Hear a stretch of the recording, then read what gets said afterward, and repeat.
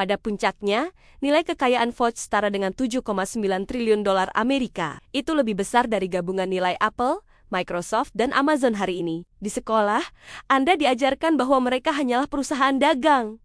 Tapi buku sejarah Anda berbohong. Forbes bukan sekadar penjual rempah-rempah. Forbes adalah mesin pembunuh korporat pertama di dunia. Organisasi yang dirancang untuk mengubah darah Nusantara menjadi dividen bagi orang-orang di Amsterdam yang bahkan tidak tahu letak Indonesia di peta. Mereka menciptakan pasar saham, bukan untuk kebebasan ekonomi, tapi untuk membiayai genosida di halaman rumah kita sendiri. Dan bagian yang paling mengerikan, sistem yang mereka bangun tidak pernah benar-benar hilang. Untuk memahami bagaimana mereka merampok kita, pergilah ke dapur Anda, buka lemari, ambil satu toples pala. Hari ini, harganya murah. Tapi di tahun 1600-an, ini bukan makanan. Ini adalah emas. Ini adalah iPhone abad ke-17, simbol status, obat, dan pengawet. Dan benda ini hanya tumbuh di satu tempat di bumi. Kepulauan Banda, tepat di sini, di Maluku. Orang Eropa sangat menginginkannya. Tapi mereka punya masalah. Kompetisi membunuh keuntungan mereka. Kapal Portugis, Inggris, Belanda, semuanya saling berperang, membuat harga jatuh. Jadi, pada tahun 1602, Belanda memutuskan untuk berhenti memerangi satu sama lain dan mulai memerangi kita. Mereka menggabungkan perusahaan-perusahaan saingan menjadi satu monster. Forbes, inilah saat sejarah berubah. Pemerintah Belanda memberikan Forbes kekuatan yang mengerikan.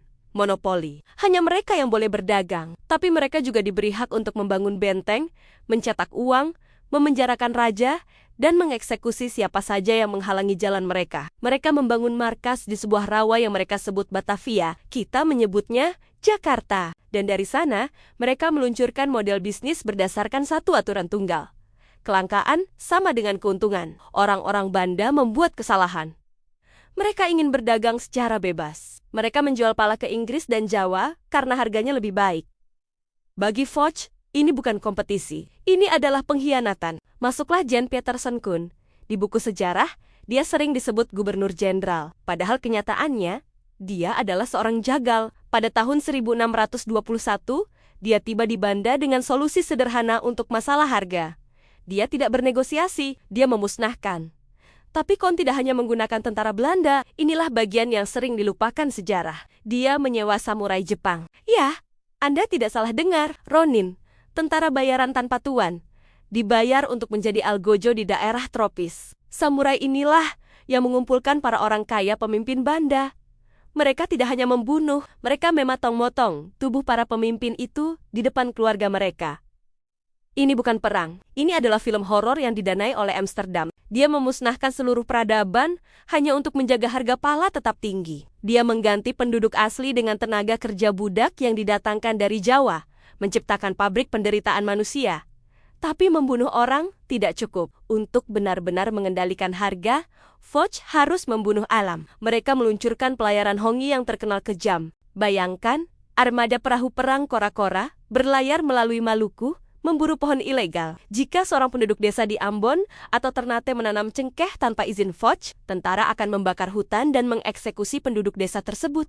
Mereka memusnahkan bertenton rempah. Mereka menebang ribuan pohon kuno. Mengapa? Karena jika ada terlalu banyak cengkeh, harga di Eropa akan jatuh. Mereka membakar kekayaan kita untuk memastikan keuntungan mereka. Ini adalah pertama kalinya sebuah korporasi menyatakan perang terhadap lingkungan. Dan bagaimana mereka mengendalikan kerajaan besar seperti Mataram dan Banten? Mereka tidak punya cukup tentara untuk menaklukkan Jawa. Jadi mereka menggunakan senjata yang lebih tajam dari pedang. Hutang. Mereka menguasai taktik divide impera adu domba. Mereka akan mencari pangeran yang serakah atau sultan yang sedang perang saudara. Mereka menawarkan senjata dan uang untuk menghancurkan rivalnya. Sultan itu akan menang, tapi kemudian tagihan datang. Ketika sultan tidak bisa membayar hutang perang yang sangat besar, Forbes tidak meminta uang tunai. Mereka meminta tanah, mereka meminta hak atas pelabuhan, sepotong demi sepotong. Kerajaan-kerajaan di Jawa menggadaikan kedaulatan mereka kepada sebuah korporasi. Tapi inilah jenius sejati Forbes. Dan bagian yang seharusnya membuat Anda marah hari ini. Siapa yang membayar kapal Koen? Siapa yang membayar samurai itu? Rakyat biasa di Belanda. Forbes adalah perusahaan pertama yang menjual saham. Pembuat sepatu, pembuat roti, dan pedagang di Amsterdam membeli sahamnya. Mereka tidak perlu melihat pembantaian di Banda. Mereka tidak perlu mencium bau pohon cengkeh yang terbakar. Mereka hanya melihat harga saham naik. Mereka menerima dividen dengan tangan bersih, sementara pekerjaan kotor dilakukan 11.000 kilometer jauhnya. Inilah penemuan terbesar Fogg, pemisahan antara keuntungan dan hati nurani. Namun, karma itu nyata. Fogg tidak mati karena invasi asing. Ia membusuk dari dalam. Korupsi di Batavia begitu melegenda hingga orang-orang memplesetkan singkatan VOCE menjadi Vergaan onder Corruptie, hancur karena korupsi. Terdengar familiar?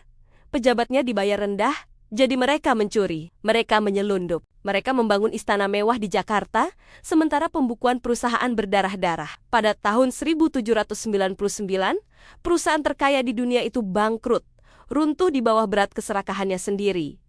Tapi tanyakan pada diri Anda, apakah Fogg benar-benar mati? Lihatlah Indonesia hari ini. Lihatlah monopoli sawit yang membakar hutan hujan, persis seperti pelayaran Hongi membakar pohon cengkeh. Lihatlah oligarki yang menggunakan uang untuk mengendalikan politik, persis seperti Fogg menggunakan hutang untuk mengendalikan sultan.